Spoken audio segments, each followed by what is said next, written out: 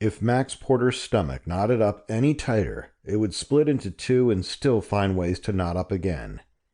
This wasn't the first time he had felt nervous before taking on a case, but everything about this one screamed, "Walk away." A lone man, Mr. Carroll, had contacted the Porter agency through Max's wife, Sandra. He approached her in the supermarket and said that he needed their unique skills and great discretion. This strange tactic alone should have stopped them from pursuing things further. As the Porter agency's reputation had grown throughout North Carolina, more and more dubious offers came their way. But something about the man intrigued Sandra, and she looked into it further. Turned out that Mr. Carroll worked as a curator for Rinalda House, the former estate of the R.J. Reynolds family that had been turned into a museum celebrating the family as well as their interest in American art. That had twisted Max's stomach even tighter. "We have enough trouble in our life dealing with just one of the families that run Winston-Salem," Max said as he paced the polished wood floor of the orientation gallery at Rinalda House. "You want to take on the Reynolds family too?" Sandra sat on a cushioned bench as she stared at the display giving an overview history of the Reynolds family. Old black and white photos from 1915 showed Catherine Smith Reynolds and her husband R.J. along with their 4 children. Another photo from the 1950s displayed the Babcock family. One of the Reynolds daughters had married into the Babcock family and raised their children in Rinalda House during the later years.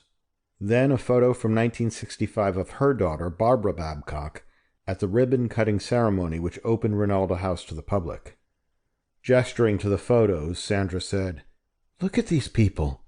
It's a family whose wealth is based on tobacco, not magic. You can relax. These are not the Hulls."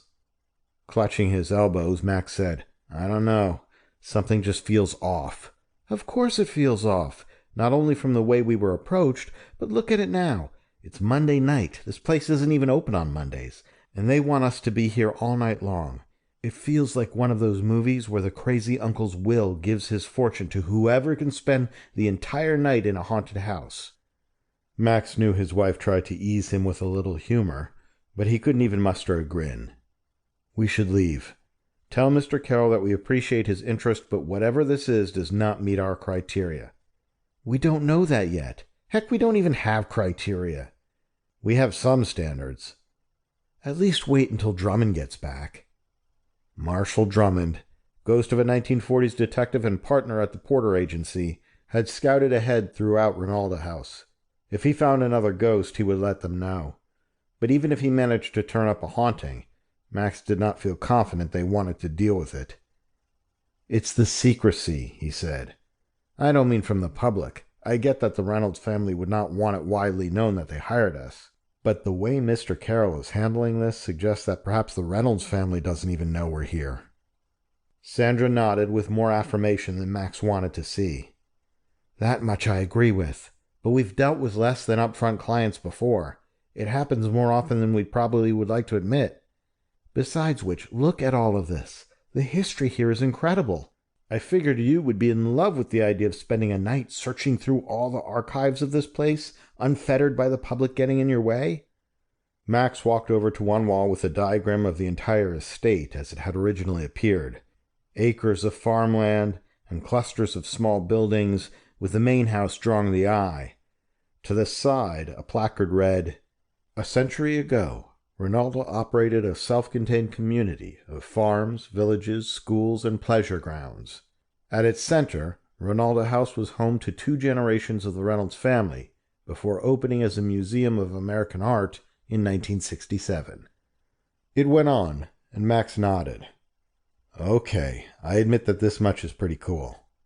"If you're in the mood to admit things, then why don't you admit what's really bothering you?" "And that is?" "Our boys. And your mother."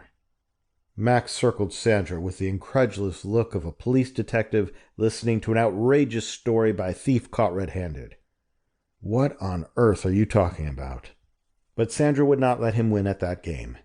With a slight smile and a strong finger pointing at him, she crossed her legs. "You know exactly what I'm talking about." To keep listening to this audiobook, I've left you a link in the description so you can do it.